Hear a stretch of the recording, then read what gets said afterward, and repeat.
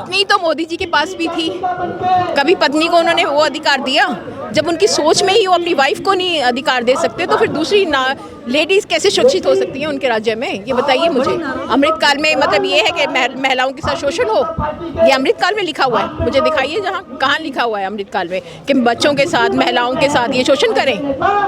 एक लोगों का बच्ची को उठाते हैं, रेप कर देते हैं, मार देते हैं, उसके बाद उसकी हत्या कर दी जाती है, तब कहाँ होते हैं? तब तो योगी जी का विचार नहीं निकलते।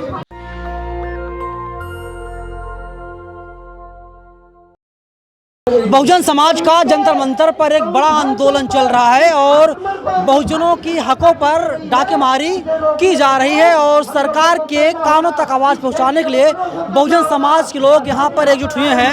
मैम, पहला सवाल मेरा यही है कि आज़ादी 76 साल पूरे होने जा रहे हैं, फिर भी आप लोग ऐसे हक की मांग कर रहे हैं, लगता है भीख मांग रहे हैं।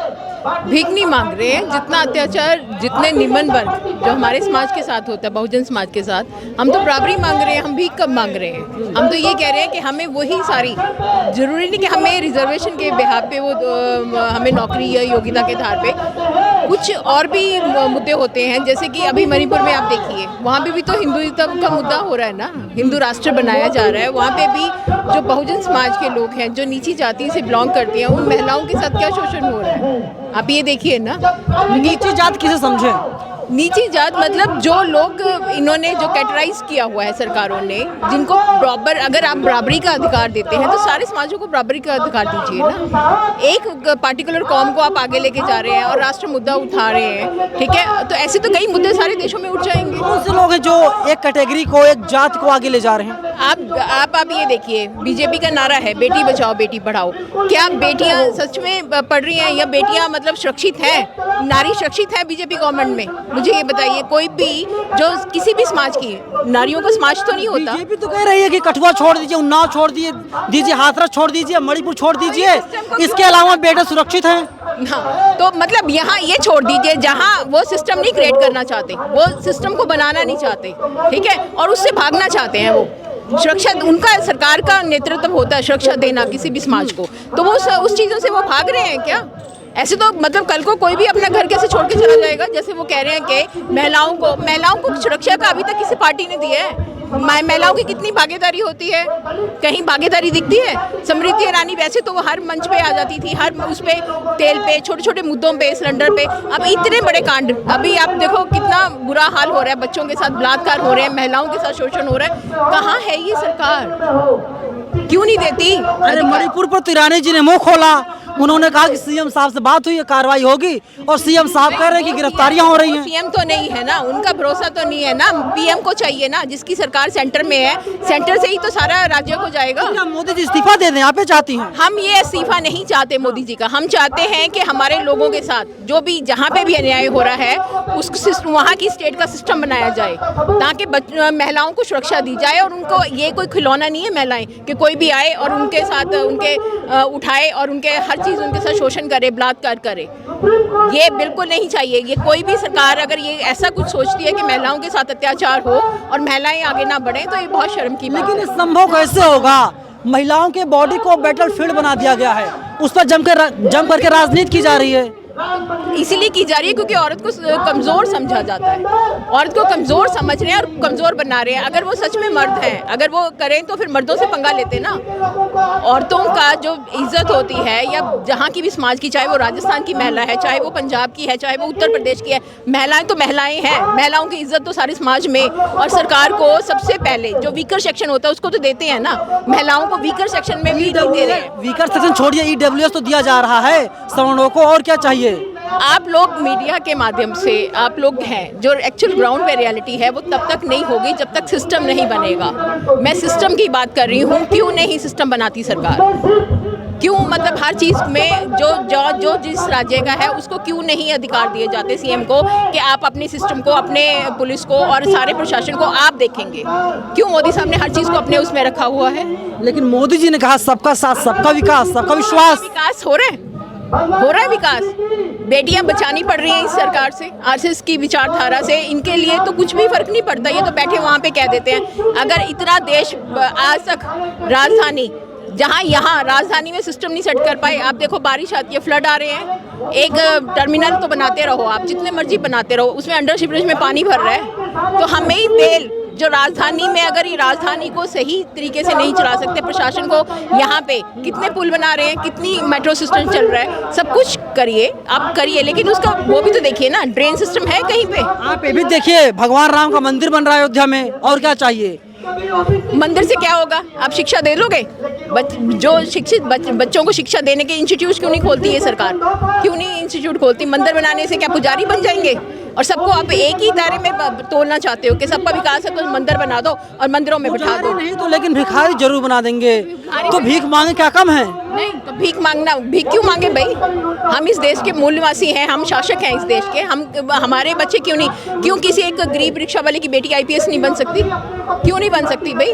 क्यों वो थानेदार के या एसएचओ या आईपीएस या आईएएस क्यों नहीं बन सकती? क्यों नहीं उनको वो जो वर्ल्ड क्लास फैसिलिटीज हैं वो यहाँ पे प्रोवाइड कराई जाए? सवाल ये भी है मैडम, मोदी सरकार के पास, मोदी जी के पास बच्चे तो हैं नहीं, वे किसके लिए काम कर रहे हैं? आम जनता के लिए, गरीबों के लिए, शोषितों के लिए, पीड़ितों के लिए है। योगी जी के पास परिवार है, खट्टर साहब के पास परिवार नहीं है, तो ये कोई मुद्दा नहीं होता। फिर सत्ता छोड़ दे, सत्ता छोड़े ना, जिनके परिवार है उनको आगे आने दे, जो परिवार के दर्द को समझ सके।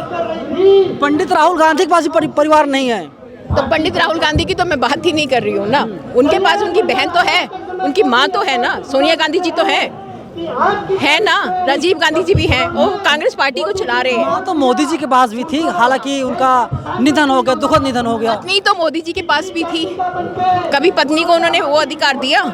जब उनकी सोच में ही वो अपनी वाइफ को नहीं अधिकार दे सकते, तो फिर दूसरी लेडीज कैसे सुरक्षित हो सकती हैं उनके राज्य में? ये बताइए मुझे। नाराज है नरेंद्र मोदी से, बहुत खफा हैं आप? मैं खफा नहीं हूँ, मैं सिस्टम से खफा हूँ। जब तक सिस्टम सेट नहीं होगा, चाहे मेरे को मोदी जी से कोई गिला शिकवा नहीं है, चाहे योगी जी से, चाहे खट्टर जी से, मुझे किसी से कोई नहीं है। इवन मुझे केजरीवाल जी, जब देश में महामारी आई थी तो यही सरकार ने कहा सरकार गलती नहीं है, सिस्टम की गलती है। अब आप किस सिस्टम की बात कर रही हैं? बीजेपी कहती है सिस्टम की गलती है। अब पता नहीं नेहरू जी वाला सिस्टम या इंदिरा जी वाला सिस्टम या फिर राजीव गांधी वाला सिस्टम तो वही चलता आ रहा है। बदला क्या है? सिर्फ नेता बदले हैं, कुर्सियां बदली हैं, सरकारें बदली हैं। आम लोगों की समस्या वही चलती आ रही है। ठीक है, जो गरीब हैं वो और गरीब होते जा रहे हैं, जो अमीर है वो और अमीर होते जा रहे हैं। ठीक है, पूरे देश को तो ये बेच रहे हैं। हमारे बच्चे बाहर जा रहे हैं, बाहर क्यों जा रहे हैं? आप ये बताइए। आप चलो, ये आपकी काबिलियत है, आप माइक संभाल रहे हो, आप एक अपना रोजगार का आपने वो किया हुआ है, आप अच्छा है कि आप इंडिपेंडेंट हो रहे हैं, आपने जर्नलिज्म का कोर्स किया हुआ है, तभी आप माइक संभाल सकते हैं। तो ऐसे ही जितने भी हमारे यंगस्टर्स हैं, देश छोड़ के क्यों जा रहे हैं भाई? जो यहाँ 10 साल में नहीं हो रहा, वो 5 साल में वहाँ क्यों कर रही हैं सरकारें? क्योंकि वहाँ सिस्टम उनको पसंद नहीं आ रहा है।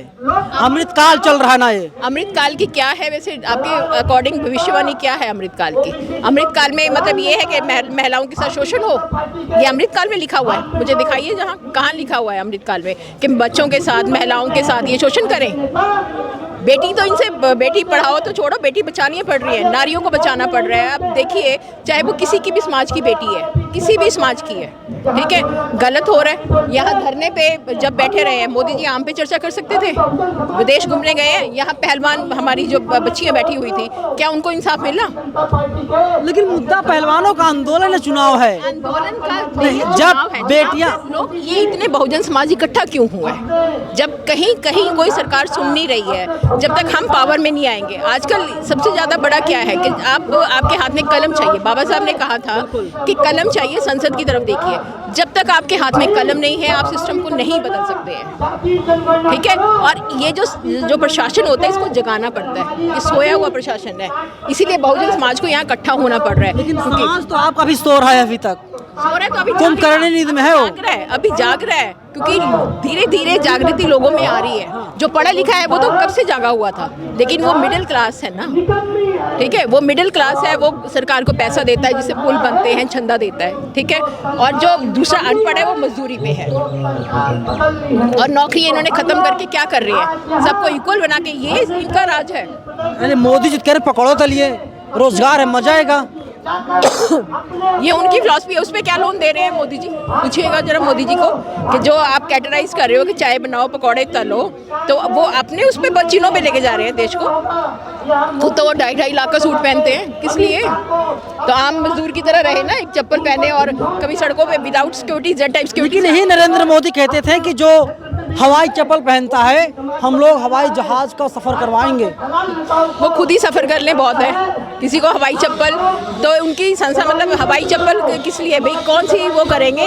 कितनी वादे पूरे करेंगे? वो तो पूरे ही वो हैं, उनका तो कहना, उनके वादे, उनका कुछ भी नहीं है। नहीं लग रहा बगल में मोदी जी भी हैं, सदन में संसद चल रहा है। आम नागरिक हूँ, मुझे लोकतंत्र अधिकार है, मुझे स्पीच का अधिकार बाबा साहब के संविधान ने दिया है, मुझे रोक नहीं सकते। लेकिन मोदी जी की देन है जो सब लोग बोल पा रहे हैं, मोदी जी की देन जो बैठे हुए हैं। मोदी जी इसलिए बैठे हुए हैं क्योंकि अभी उनकी सरकार है, कल को हम ये तमाम जो लोग बैठे हुए हैं बीजेपी वाले कर हमारी देन है। बीजेपी को हम किसी की देन नहीं मानते, हम संविधान की देन मानते हैं, हम बाबा साहब की देन मानते हैं। जो हमें राइट मिला है, जो संविधान में लिखा गया है कि आपको आर्टिकल 40 के अकॉर्डिंग आपको स्वतंत्रता है, हम उसको मानते हैं। तमाम लोग ये जानना चाहते हैं मैम कि आज आप किसकी पूजा करके यहाँ आई हैं? किसकी पूजा करके? मैं किसी की पूजा करके नहीं आई, मैं बाबा साहब के उसमें हूँ और बाबा साहब के संविधान के अकॉर्डिंग चल रही हूँ और बहुजन समाज से। 22 प्रतिज्ञाएं पढ़ी हैं आप? 22 प्रतिज्ञाएं पता है बाबा साहब की। आप उसको रिपीट करने का क्या फायदा? आप मुद्दे से भड़का रहे हैं। भड़का नहीं रहा हूँ, मैं आपसे जानना चाहता हूँ। आप बार बार बाबा साहब का नाम ले रही हैं, बाबा साहब का नाम ले रही हैं, तो जाहिर सी बात है 22 प्रतिज्ञाएं जो हैं शायद आपको याद हो। मुझे याद है, लेकिन उसको अभी रिपीट करने का, क्योंकि सुनता कौन है? आपके चैनल से अगर मैं 22 प्रतिज्ञा बता दूं तो आप सुन लेंगे? आप अपने चैनल पे चलाएंगे क्या? बिल्कुल चलाऊंगा मैं। नंदलाल गौतम को 22 प्रतिज्ञा बोलने के चक्कर में तो निकाल दिया गया आम आदमी पार्टी से। और ये चीजें तो हम बहुत टाइम से कह रहे हैं, कौन सुनता है? आप मुद्दे वो उठाइए। अब आप लेकर आई आम आदमी पार्टी पर, आप बता दीजिए क्या केजरीवाल बाबा साहब को नहीं मानते?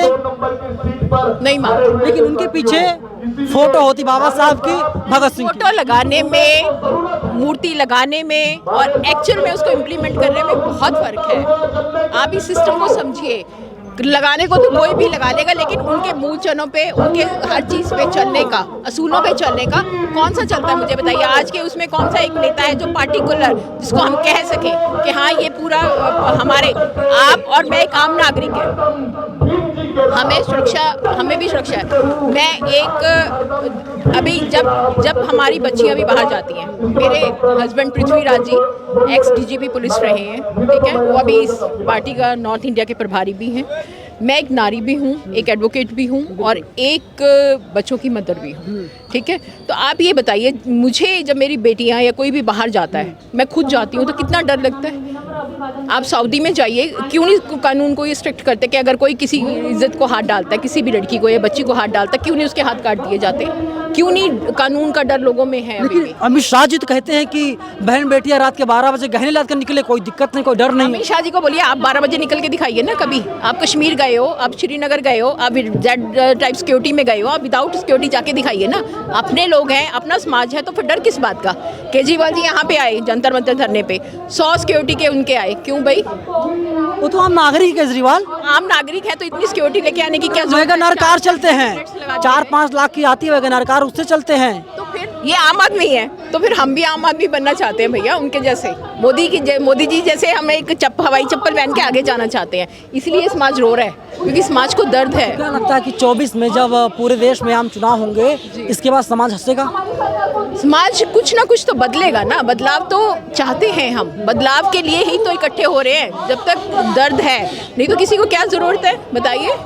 ये जो लोग मंच पे बैठे हुए हैं, इनके अंदर दर्द है, ठीक है। और हमें किसी पावर का, सत्ता का लालच नहीं है। हमें ये है कि जो लोग डिज़र्व करते हैं, जो सही में विकास चाहते हैं, चाहे वो बहुजन समाज से हैं, चाहे वो किसी भी समाज से हैं, वो आगे आएँ, हम उनका प्रतिनिधित्व करेंगे, ठीक है। और उसमें हमारी कितनी भागीदारी होगी, क्योंकि जब महिलाओं के साथ इतना, अब आप भी, आपकी भी बहनें होंगी, सब कुछ है, आप भी डरते हो ना। चाहे आप मीडिया पे बाद में जो मर्जी कर लो, आप खबरें लगा दो, जो, लेकिन जो मौका होता है, जिस टाइम पे उनके साथ होता है, क्यों नहीं हमारा सिस्टम इतना बनाती सरकार? क्यों नहीं पुलिस को इंडिपेंडेंट एक बॉडी दिया जाता, जुडिशरी को अलग सेपरेट करके अपना काम करने दिया जाता? क्यों नहीं भाई? एक लोगों का बच्ची को उठाते हैं, रेप कर देते हैं, मार देते हैं, उसके बाद उसकी हत्या कर दी जाती है, तब कहाँ होते हैं? तब तो योगी जी का विचार नहीं निकलते। यूपी में कितना गलत होता है, पंजाब में हो रहा है कहीं। तो मैम मेरा आखिरी सवाल आपसे है कि जो एनडीए गठबंधन बना है इंडिया के खिलाफ, क्या लगता है इंडिया भारी पड़ेगा या फिर एनडीए की जीत होगी? अभी इसके बारे में देखिए, मैं कोई राजनीतिक तो हूँ नहीं, ना मैं कोई विश्लेषण नहीं, फिर भी हूँ। क्या अभी आपका नागरिक एनालिसिस की क्या तरह कहता है? मेरा मतलब मैं ये कहना चाहूँगी, क्योंकि अभी ये हर एक चीज़ का एक अंत होता है। जब बहुत चीज़ें गलत होती हैं तो सिस्टम जागता है, लोग जागते हैं। ये डेमोक्रेटिक कंट्री है, लोगों की द्वारा, लोगों के लिए, लोगों की सरकारें बनती हैं, ठीक है। तो इसलिए जब अब लोग बहुत परेशान हो गए हैं, अब आप देखिए 640 रुपये का सिलेंडर हो गया है, ठीक है, 640 रुपये 1174 रुपये का टोटल, मतलब स्टार्टिंग हो गया, और पेट्रोल महंगा हो रहा है, सारी चीज़ें महंगी हो रही हैं। तो क्या खाएगा आम आदमी? तो क्या सोचते हैं आम आदमी के बारे में, मुझे ये बताइए। कितनी योजनाएं ये बनाते हैं, उस योजना के बाकी टीवी तो लगातार कह रही है कि देश हमारा तरक्की कर रहा है और इसीलिए महंगाई बढ़ती जा रही है।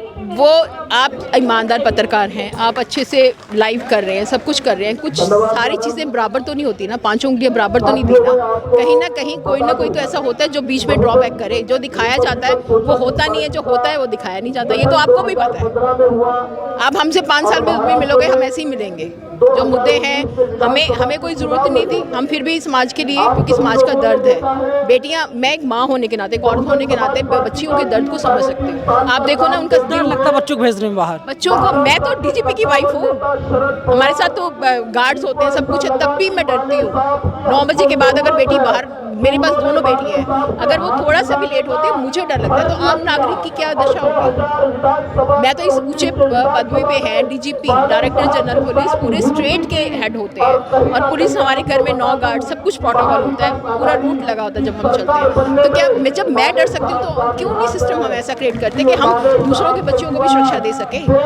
अब आप लंदन का ही प्राइम मिनिस्टर देख लो, आप उसने वो अपने एक दिन ड्राइविंग उस पर जा रहा था, बेल्ट नहीं लगाई हुई थी, एक नॉर्मल कांस्टेबल ने रोक दिया, रोका ना, तो उनको क्या बोला गया कि सर बेल्ट लगानी जरूरी है, आप प्राइम मिनिस्टर होंगे, वहाँ होंगे ऑफिस में, आप यहाँ नागरिक भी है, ठीक है। तो जब वहाँ का सिस्टम इतना है, जब वो प्राइम मिनिस्टर को रोक सकता है, हमारे वाला एक मंत्री के लिए अगर कोई एमएलए जा रहा है या अमित शाह जी आ रहे, रूट मैप क्यों लगा दिया जाता है भाई? इतना एयरपोर्ट तक सारा वो लगा दिया जाता है, आपको रास्ते रोक दिए जाते हैं कि आम किसी की एम्बुलेंस खड़ी, एम्बुलेंस को कितनी मुश्किल से जाना पड़ता है, क्यों नहीं? अगर हम इतनी वो चाहते हैं वीआईपी या अपने आप को इम्पोर्टेंट शो करना चाहते हैं तो उसी हिसाब से आप वो करो। रेड ग्रीन कॉरिडोर बनाया जाता है, रेड कार्पेट बिछा दिया जाता है स्वागत में। हाँ, तो अभी तक तो ये पहले राजधानी को पानी से तो बचा लें।